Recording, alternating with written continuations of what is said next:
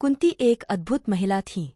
पति की मृत्यु के बाद कैसे उन्होंने अपने पुत्रों को हस्तिनापुर में दालिक करवाकर गुरु द्रोणाचार्य से शिक्षा दिलवाई और अंत में उन्हें राज्य का अधिकार दिलवाने के लिए प्रेरित किया, यह सब जानना अद्भुत है। एक स्त्री की संघर्ष कहानी में द्रौपदी का नाम तो लिया जाता है, लेकिन कुंती की कम ही चर्चा होती है।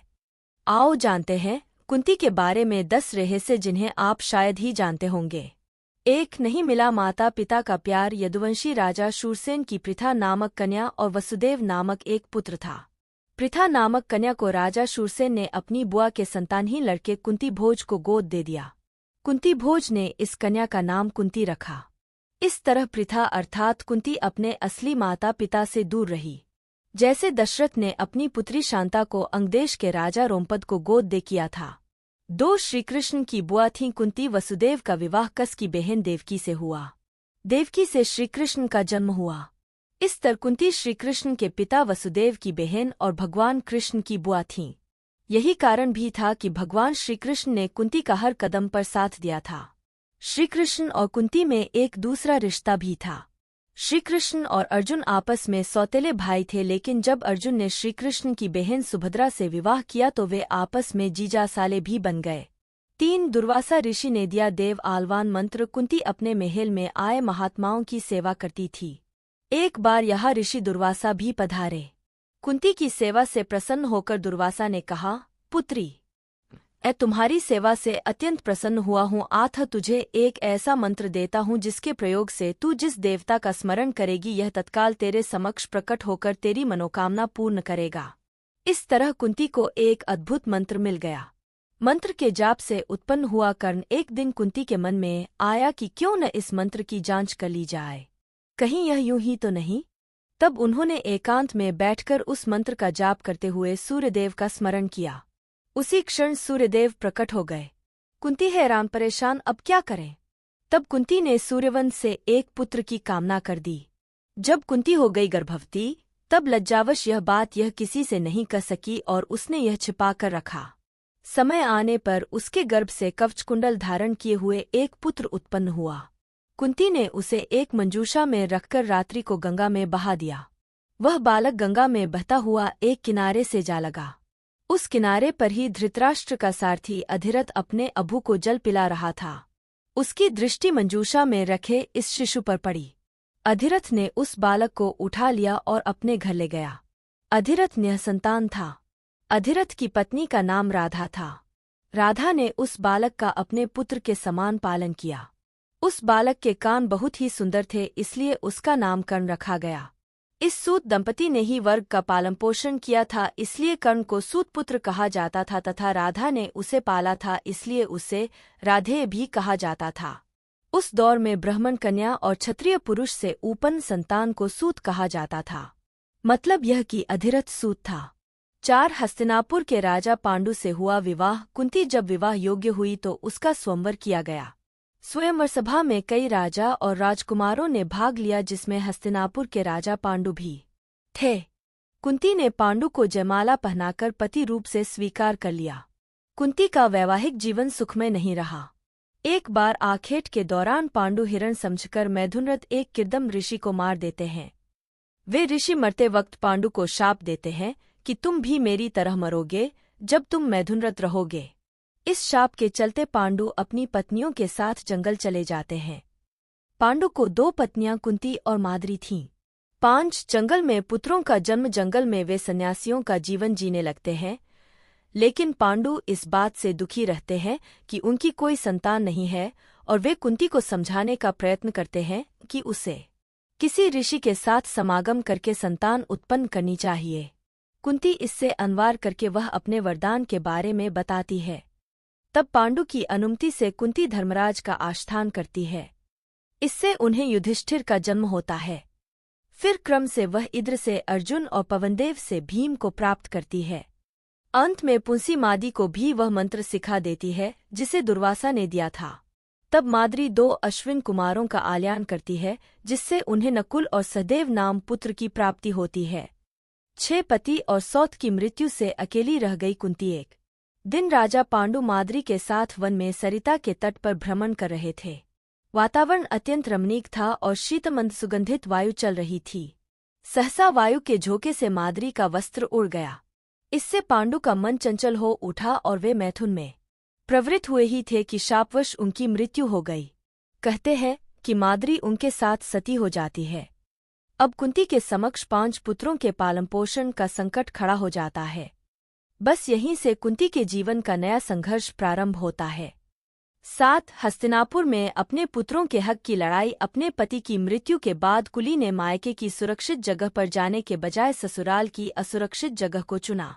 5 पुत्रों के भविष्य और पालनपोषण के निमित्त उसने हस्तिनापुर का रुख गया, जो कि उसके जीवन का एक बहुत ही कठिन निर्णय और समय था। कुंती ने वहां पहुंचकर अपने पति पांडु के सभी हितैषियों से संपर्क कर उनका समर्थन जुटाया। सभी के सहयोग से कुंती आखिरकार राजमहल में अपनी जगह बनाने में कामयाब हो गई। कुंती और समर्थकों के कहने पर धृतराष्ट्र और गांधारी को पांडवों को पांडु का पुत्र मानना पड़ा।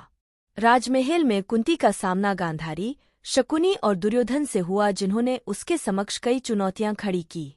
कुंती वसुदेव जी की बहन और भगवान श्रीकृष्ण की बुआ थीं, तो गांधारी गंधार नरेश की पुत्री और राजा धृतराष्ट्र की पत्नी थी। कुंती और गांधारी में अपने अपने पुत्रों को राज्य का पूर्ण अधिकार दिलाने की अप्रत्यक्ष जंग शुरू हो गई।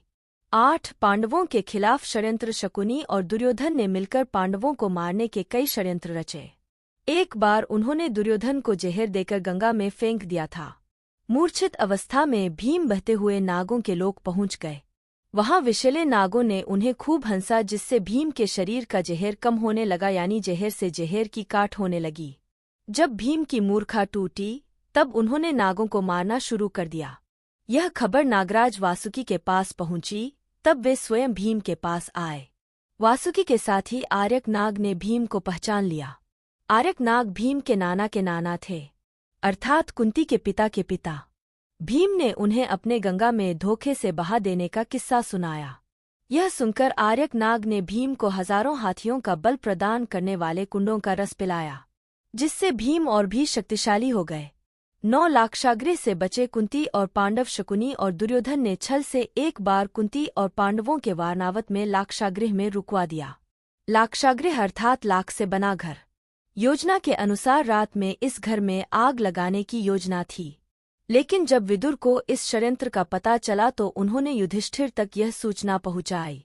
तब पांडव एक सुरंग बनाकर वहां से बच निकले थे। जिस रात आग लगाने की योजना थी, उस दिन पांडवों ने ग्रामीणों के लिए एक भोज का आयोजन किया था। उस आग में कुछ ग्रामीण जलकर मर गए थे। उसी दिन पांडव सुरंग से बाहर निकल गए। बाद में कुछ जली हुई लाशों को कुंती और पांडवों की लाश मान लिया गया था। जंगल में रही कुंती 5 पांडव लक्षागृह से बचने के बाद एक रात जंगल में सो रहे थे और भीम पहरा दे रहे थे। जिस जंगल में सो रहे थे वह जंगल नरभक्षी राक्षसराज हिडिंब का था। उसकी पुत्री का नाम हिडिंबा था। हिडिंब ने हिडिंबा को जंगल में मानव का शिकार करने के लिए भेजा। हिडिंब जब जंगल में गई तो उससे भीम को पहरा देते हुए देखा और बाकी पांडव अपनी माता कुंती के साथ सो रहे थे।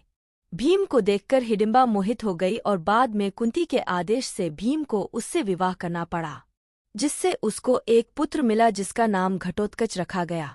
10 कुंती के कारण द्रौपदी बनी 5 पांडवों की पत्नी। कुंती ने भी पांडवों के साथ जंगल में 12 साल गुजारे। जब जुए के खेल में पांडव हार गए तो उन्हें 12 साल का वनवास और 1 साल का अज्ञातवास हुआ।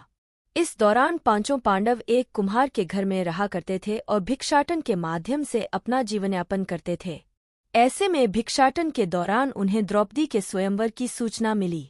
वे भी उस स्वयंवर प्रतियोगिता में शामिल हुए और उन्होंने द्रौपदी को जीत लिया। द्रौपदी को जीत कर वे जब घर लाए तो कुंती ने बगैर देखे ही कह दिया कि जो भी लाए हो आपस में बांट लो। यह सुनकर पांडवों को बड़ा आश्चर्य लगा। हालांकि इसके पीछे और दूसरी कहानी भी जुड़ी हुई है। 11 कुंती ने लिया जब कर्ण से वचन। श्रीकृष्ण ने युद्ध के इन वक्त पर कर्ण को यह राज बता दिया था कि कुंती तुम्हारी असली माँ है। एक बार कुंती कर्ण के पास गई और उससे पांडवों की ओर से लड़ने का आग्रह करने लगी। कुंती के लाख समझाने पर भी कर्ण नहीं माने और कहा कि जिनके साथ मैंने अब तक का अपना सारा जीवन बिताया उसके साथ मैं विश्वासघात नहीं कर सकता। तब कुंती ने कहा कि क्या तुम अपने भाइयों को मारोगे? इस पर कर्ण ने बड़ी ही दुविधा की स्थिति में वचन दिया, माते तुम जानती हो कि कर्ण के यहाँ याचक बनकर आया कोई भी खाली हाथ नहीं जाता। आत्म मैं तुम्हें वचन देता हूँ कि अर्जुन को छोड़कर मैं अपने अन्य भाइयों पर शस्त्र नहीं उठाऊंगा। कुंती के द्वारा यह वचन ले लेने के कारण ही युधिष्ठिर कई बार कर्ण से बच गई। ऐसे भी कई मौके आए जबकि कर्ण युधिष्ठिर, भीम, नकुल और सहदेव को मार देता, लेकिन वह ऐसा नहीं कर पाया। 12 कुंती की मृत्यु। महाभारत युद्ध के लगभग 15 साल बाद परिवार के 3 वरिष्ठ गांधारी, कुंती और धृतराष्ट्र वन की ओर प्रस्थान करते हैं। संजय भी उनके साथ होते हैं। करीब 3 साल तक गंगा किनारे एक घने वन में बनी छोटी सी कुटिया में सभी रहते हैं। एक दिन की बात है, धृतराष्ट्र गंगा में स्नान करने के लिए जाते हैं और उनके जाते ही जंगल में आग लग जाती है, जिसकी वजह गांधारी, कुंती और संजय को कुटिया छोड़नी पड़ती है।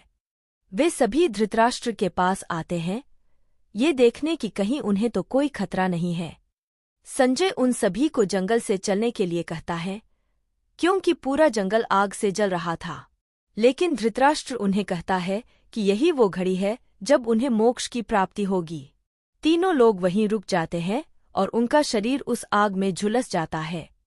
संजय उन्हें छोड़कर हिमालय की ओर प्रस्थान करते हैं, जहां वे एक सन्यासी की तरह रहते हैं। इस तरह 1 साल बाद नारद मुनि आकर युधिष्ठिर को उनके परिवारजनों की मृत्यु का दुखद समाचार देते हैं। युधिष्ठिर वहां जाकर उनके अंतिम संस्कार का क्रियाकर्म कर पिंडदान आदि कर्म करते हैं।